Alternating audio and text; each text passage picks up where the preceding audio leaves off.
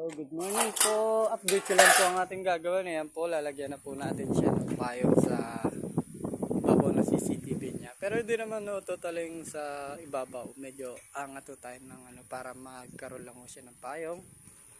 At na ito na po yung aking ginawang para doon na nakaganyan lang po siya. Ayan. At update ko lang din po yung doon sa ating taas. Ayan po. Bali, good morning nga po pala. Ayan. Ito na po ang ating update dito sa ating second floor. Ayan po. Tinatapos na po ni Totoy Jerwin ang kanyang asinta.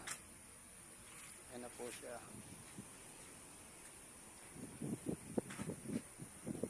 Ayan. Papalitadaan na lang po yan maya maya. At ayan po ang ating ginawa kapong CCTV. Ayan na po. Meron po siyang payong sa ibabaw. Ayan, dito naman po tayo sa ating loob. Ayan.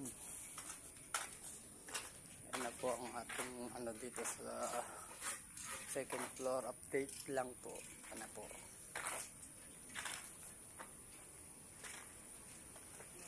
Ayan o.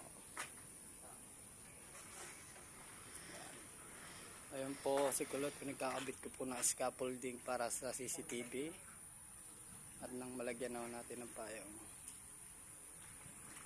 Ayan po ang update natin dito sa second floor. Ayan na po, medyo may na siya, may asinta na.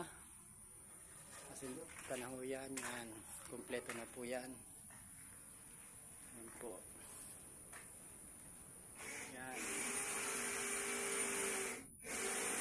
Ayan na po ang ating mga header. Nalagyan na po natin ng ating header.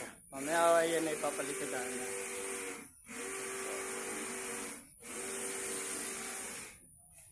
Papalitan na yan ngayon. Mamaya po magle-layout na din po ako ng header nitong sa ating second floor para sa header naman niya. Yung kanyang lentil beam. Yan po, ilalagyan natin yan. Ang lato yan. Lalagyan din natin yan at ile-layout ko na. Ito naman po, papasintahan ko na ako ngayon. Ayan, kasama na akong buhos. Thank you po. Bye-bye po.